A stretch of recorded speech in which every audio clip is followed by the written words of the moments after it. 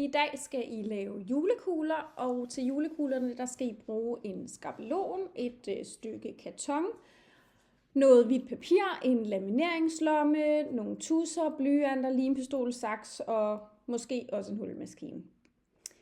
I skal starte med at klippe skabelonen ud, så den kommer til at se sådan her ud. Og I skal altså også klippe det inde i midten ud, så der kommer til at være hul. Pas på, at kanten ikke knækker her på julekuglen, for den er altså ret smal. Når I har gjort det, så tager I skabelonen og lægger over på det stykke karton, som I har valgt, men på bagsiden. Jeg har valgt et stykke sort karton, og så har jeg vendt det om, så det er nemlig hvidt bagpå. I lægger det sådan her, og så tegner I rundt om, så kommer det til at se sådan her ud.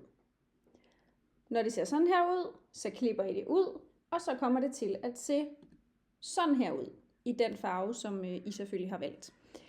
Her på billedet, der kan I se, at der faktisk er lidt glimmer i kartonet. Det er der i alle de farver, jeg har købt. Desværre, så kan man ikke rigtig se det på min julekugle. Jeg ved ikke, om det er efter den er blevet lamineret, at det er gået væk. Men det var lige Alfred i baggrunden. Men jeg håber, at man tydeligere kan se det på nogle af de andre farver. Nu har I faktisk jeres julekugle, og nu skal I til at tegne det, som I gerne vil have skal være inde i julekuglen. Det kan være alt muligt forskellige jule. Det kan være et julehjerte, et juletræ, en julemand, en nissehue, en juleklokke, et eller andet. Jeg tegnede en hurtig snemand og farvelagde også snemanden. Og så fik jeg også lidt hjælp af Ellie, siger hun her ved siden af mig. Så har vi altså vores julekugle og den snemand, som skal ind i julekuglen. Og nu skal I have fat i en lamineringslomme, fordi den åbner I, og så lægger I jeres julekugle inde i lamineringslommen. Så lægger I jeres snemand inde i det her rum på julekuglen, og hvis I har lyst til at tilføje lidt mere, gør I bare det. I kan se, at jeg tilføjer også lige lidt sne og lidt snevejr, og det her snevejr, det er altså det, der kommer fra hulmaskinen, I ved. Når man laver huller, så kommer der sådan nogle små nogle ud.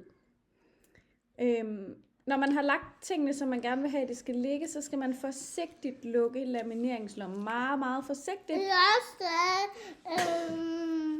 Alfred, stop lige. Man skal pege på noget. Jamen, du må ikke lige pege nu, fordi vi er lige i gang med at forklare, hvordan de laver julekugle. Så lukker man lamineringslommen, og så er der lige en voksen, der skal laminere den. Når den så er blevet lamineret, så ser den sådan her ud. Og så kan I nok se, at det der glimmer, det er på en eller anden måde sådan lidt forsvundet. Det er lidt ærgerligt. I klipper den ud hele vejen rundt om, og så skal I have fat i en limpistol.